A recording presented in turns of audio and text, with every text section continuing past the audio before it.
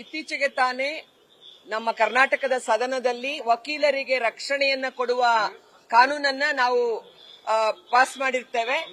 ತನ್ಮೂಲಕ ಸಂವಿಧಾನದ ಅಡಿಯಲ್ಲಿ ಕಾನೂನನ್ನ, ಸಂವಿಧಾನಾತ್ಮಕವಾದ ಹಕ್ಕುಗಳನ್ನ ಎತ್ತಿ ಹಿಡಿಯುವಂತಹ ವಕೀಲರಿಗೆ ಪ್ರಾಣ ರಕ್ಷಣೆ ಕೊಡಬೇಕು ಅಂತ ಕಾನೂನು ಮಾಡಿರ್ತಕ್ಕಂಥ ಕರ್ನಾಟಕದಲ್ಲಿ ಜ್ಞಾನವಾಪಿ ದೇವಾಲಯದ ವಿಚಾರ ಕೋರ್ಟಿನ ಒಂದು ತೀರ್ಪಿಗೆ ಒಳಪಟ್ಟಂತೆ ಅದು ತನಿಖೆ ನಡೀತಾ ಇದೆ, ವಿಚಾರಣೆ ನಡೀತಾ ಇದೆ. ಅದಕ್ಕೆ ಸಂಬಂಧಪಟ್ಟ ಹಾಗೆ ಭಾರತದ ಯಾವುದೇ ಪ್ರಜೆ ಪ್ರಶ್ನೆ ಮಾಡಕ್ಕೆ ಅಥವಾ ಅವನ ಧಾರ್ಮಿಕ ಹಕ್ಕುಗಳ ಬಗ್ಗೆ ಅವನು ಅಭಿವ್ಯಕ್ತಿಯನ್ನ ಮಾಡೋದಕ್ಕೆ ಸಂವಿಧಾನದಲ್ಲಿ ಅವಕಾಶ ಇದೆ. ಅದಕ್ಕೆ ಯಾವುದೇ ವಿರೋಧ ಇದ್ರೆ ಅದನ್ನ ಕೋರ್ಟಿನಲ್ಲಿ ಪ್ರಶ್ನೆ ಮಾಡಬಹುದು, ಕೇಸನ್ನ ಹಾಕಬಹುದು.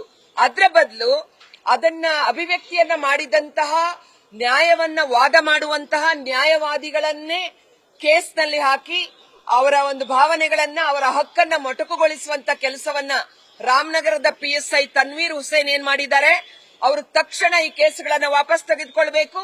ಹಾಗೆ ಸುಮಾರು 100 ಜನ ವಕೀಲರು ಇವತ್ತು ಬೀದಿಗಿಳಿದು ಹೋರಾಟ ಮಾಡ್ತಾ ಇದ್ದಾರೆ.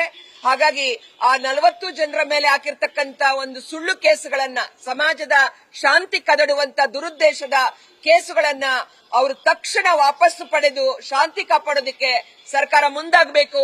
ಇಲ್ಲಾಂದ್ರೆ ಇದು ರಾಜ್ಯದಾದ್ಯಂತ ರಾಷ್ಟ್ರವ್ಯಾಪಿಯಾಗಿ, ಯಾಕಂದ್ರೆ ಜ್ಞಾನವ್ಯಾಪಿ ವಿಚಾರ ರಾಷ್ಟ್ರಕ್ಕೆ ಸಂಬಂಧಪಟ್ಟಂತ ಒಂದು ರಾಷ್ಟ್ರೀಯ ಮಹತ್ವ ಇರತಕ್ಕಂತ ವಿಚಾರ ಆಗಿದೆ.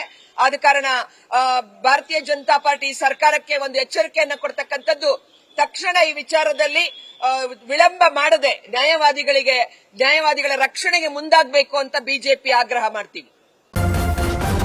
ನ್ಯೂಸ್ ಫಸ್ಟ್, ನಿರ್ಭೀತಿಯಿಂದ ನಿಮ್ಮ ಪರವಾಗಿ.